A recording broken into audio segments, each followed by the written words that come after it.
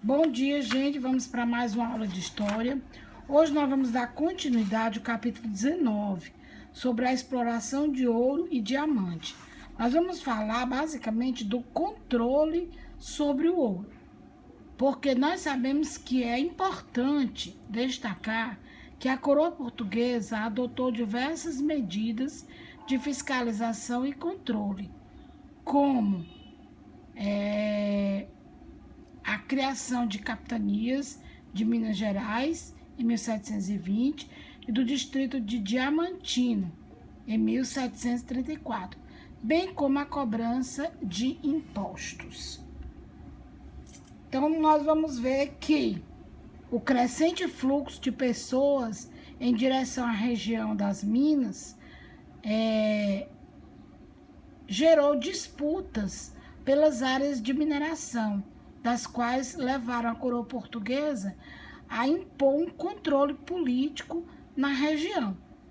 Então, ela teve que controlar a exploração, né, através de uma administração das minas. Então, com a nova descoberta, a necessidade de controle sobre a exploração das jazidas aumentou, porque os crimes se alastraram por toda a região das minas. Houve aumento de preço dos escravos, aumento de preço nos animais, e inúmeros povos indígenas foram extintos. Então, o tráfico de pedras preciosas e as disputas em torno da propriedade das minas acarretaram a criação de vários órgãos oficiais que deveriam regulamentar o desenvolvimento do espaço colonial. Então, assim, em 1709, a coroa criou a capitania de São Paulo e Minas do Ouro. Seu primeiro governador foi Antônio de Albuquerque Coelho de Carvalho. Iniciou-se aí um processo de instalação do Senado, da Câmara Municipal e da Cadeia, o que ampliou o quadro de autoridades reais da capitania. Então, a partir de 1711, a coroa elevou alguns povoados à categoria de vilas, como a Vila Real do Ribeirão de Nossa Senhora do Carmo, que hoje é Mariana, a Vila Rica de Albuquerque, que hoje é Ouro Preto, e a Vila Real de Nossa Senhora da Conceição do Sabará, que hoje é a atual Sabará.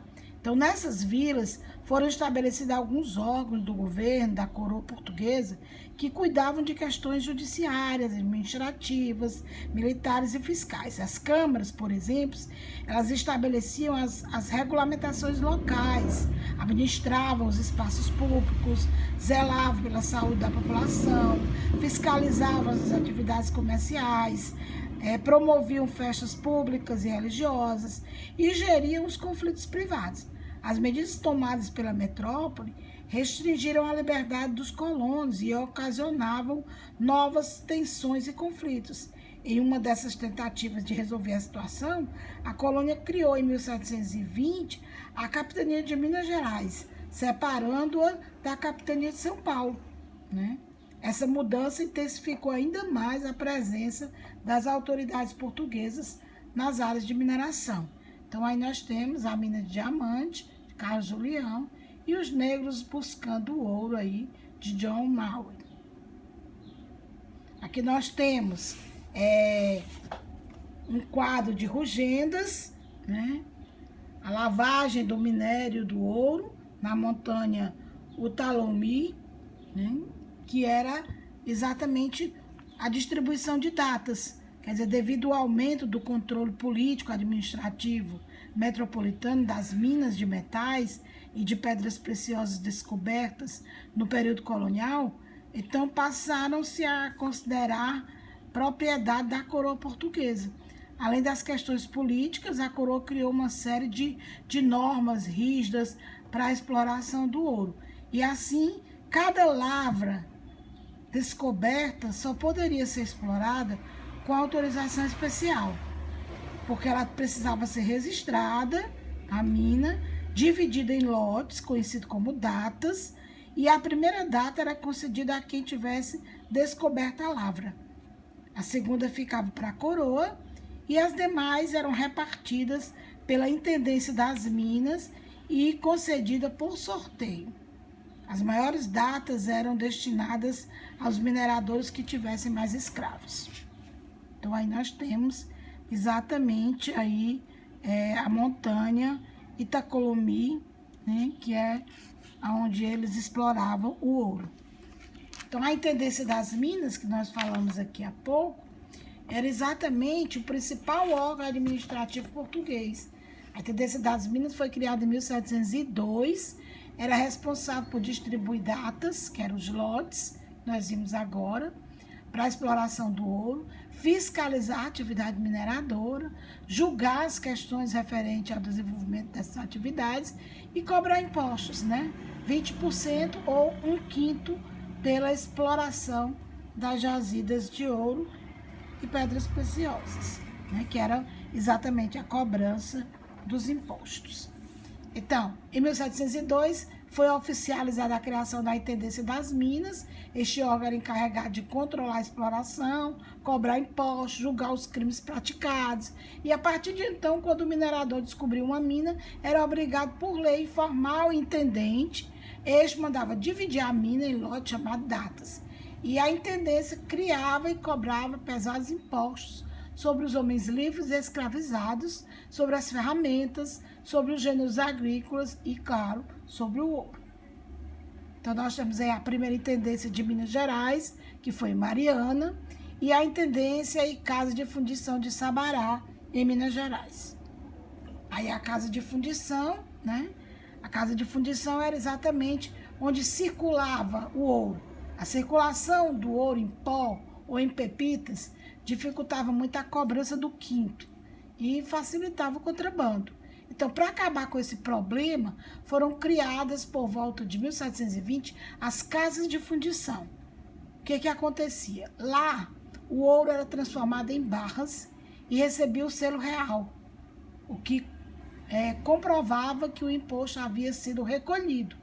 Então, quem fosse encontrado com ouro em pó, ou em pepitas, ou em barras não quintadas, poderia perder todos os seus bens e até ser condenado ao degredo. Então, com a permanência dos diversos problemas com as fraudes e tráficos, a coroa portuguesa decidiu isso, criar essas casas de fundição. E nesse lugar, todo o ouro que era encontrado em forma de pepita ou em pó deveria ser transformado em barras, marcado com o símbolo real. E só dessa maneira a cobrança de impostos seria facilitada e o tráfico seria coibido com mais eficiência. Aí nós temos aí um forno nas casas de fundição, a balança, né, onde ocorria exatamente a fundição do ouro em pó, onde ele era tirado o quinto, né, onde ele era quintado. Então, os impostos, né? A coroa portuguesa esperava garantir lucros na exploração aurífera por meio da cobrança de impostos. E a principal taxação aplicada desde o início do século XVII era o quinto do ouro. Que era isso? Era 20%, né? Consistia no estabelecimento de 20% do ouro extraído no território português do Brasil, que seria da coroa portuguesa por direito, né? E isso era feito exatamente, né, nas casas de fundição. Por quê? Porque muitas vezes eles sonegavam, né? Eles contrabandeavam e não passavam o quinto para a coroa, né? Depois a captação, né, que foi criada em 1735 e 1750, instituiu-se também esse sistema de captação e esse novo imposto. Cada um dos mineradores deveria pagar uma quantidade de imposto proporcional ao número de escravos aptos para o trabalho que estivesse em seu nome. Caso um minerador não fosse proprietário de escravo, a cobrança era realizada sobre ele mesmo, né? Então, digamos assim, em que era cobrada uma taxa pela posse de cada escravizado. Então, esse sistema gerou vários motins, porque os tributos eram cobrados independentemente de os escravizados serem ou não utilizados na exploração das minas. E, por fim, veio a derrama, né? Para pressionar os mineiros a cumprir, né, a exigência, a coroa institui a derrama, que era um imposto que estabelecia que a população completasse a cota de ouro com seus próprios recursos, caso a meta de 100 arrobas anuais não fosse atingida.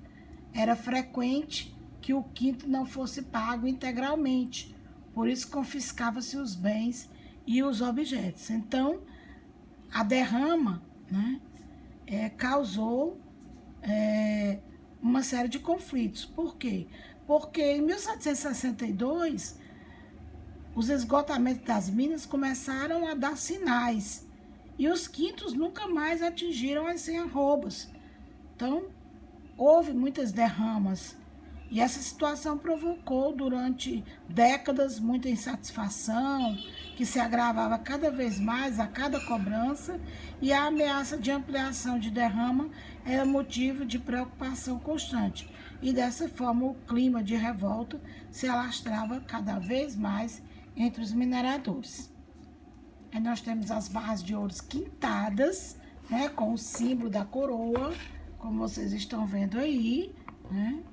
Elas já estão aptas a serem negociadas, porque já foi tirada a parte que pertencia à coroa. Aí vem a revolta de Vila Rica, né? Porque para os mineradores, as casas de fundição só facilitavam a cobrança dos impostos, mas dificultava a circulação, o comércio do ouro dentro da capitania. E descontentes, cerca de 2.000 revoltosos, donos de grandes lavras, parte da população e mesmo escravos, liderados pelo tropeiro Filipe dos Santos, exigiram do governo da capitania de Minas Gerais o fim das casas de fundição. Aí o governador fugiu, né? Fingiu aceitar as reivindicações, mas depois de ganhar tempo e organizar suas tropas, acabou com o movimento e o seu lindo, que era o Filipe dos Santos, foi enforcado e esquartejado em praça pública em 1720.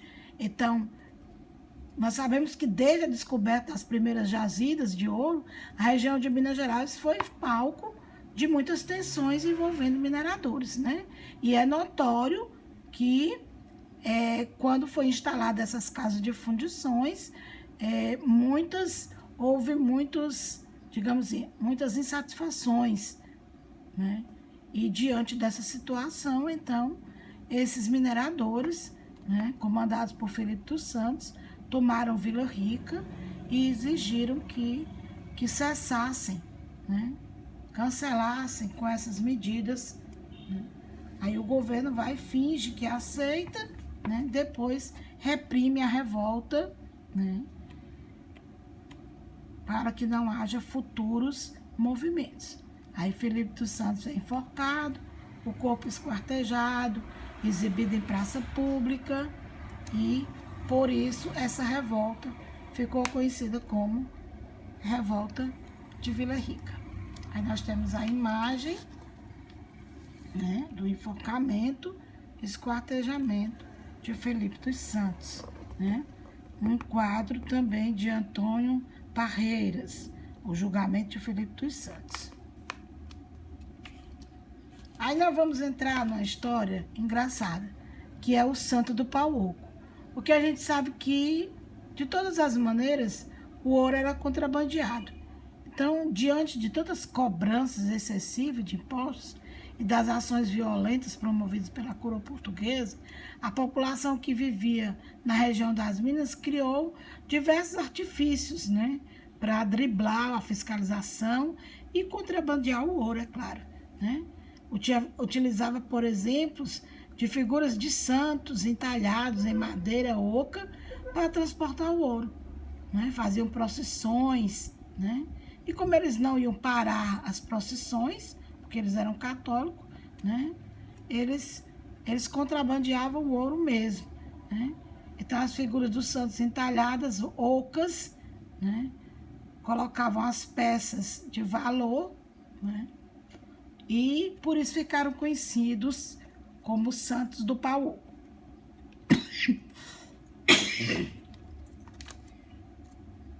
Aí nós vamos partir agora para a intendência dos diamantes, né? Que foi a descoberta e a exploração dos diamantes, né? Que foram encontradas jazizes de diamante em 1729 no Arraial do Tijuco, que hoje é Diamantina.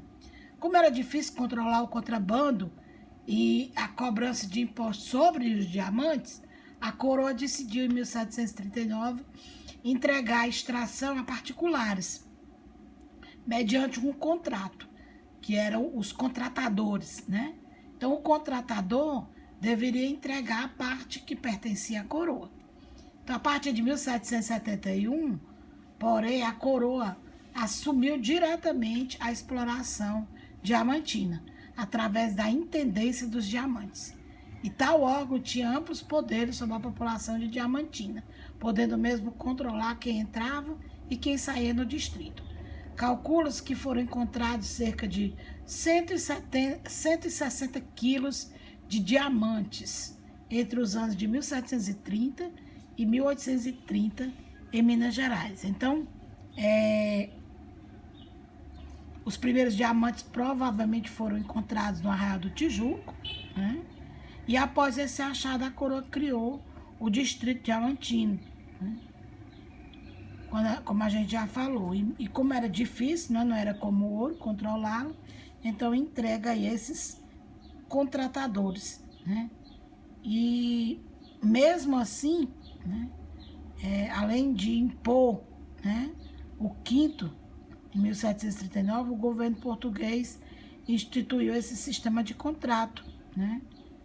Que duraram apenas 4 anos. Por meio dele, a coroa concedeu o direito de explorar os diamantes, que estabeleciam um pagamento de tributo à coroa. Só que, mesmo com os elevados tributos, a extração de diamante foi muito lucrativa e os contratadores desfrutaram de prestígio. Um dos mais conhecidos foi João Fernandes de Oliveira, né, que viveu com a ex-escravizada Chica da Silva. Ela ocupou lugar de destaque na sociedade no período que manteve um padrão de vida luxuoso. A utilização de contratadores foi mantida até 1771, quando a extração de diamantes passou a ser administrada pelo próprio Portugal. No final do século XIX, essa administração liberou aos poucos a garimpagem em determinadas áreas, que encorajou o contrabando. E o distrito diamantino foi dissolvido em 1882, ocupando as pedras, né, quando as pedras já tinham se escasseado e o Brasil já não mais, né, era colônia de Portugal. Nós temos aí Carlos Julião, escravos, britadores de pedras para a extração de diamantes. A intendência dos diamantes, em Diamantina, Minas Gerais, onde ela funcionava. A lavagem dos diamantes em Cerro Frio, Minas Gerais, também de Carlos Julião. E os comboios de diamantes fortemente escoltados deixavam o Tijuca em direção ao Rio de Janeiro. Obrigada e até a próxima. Vamos às nossas atividades.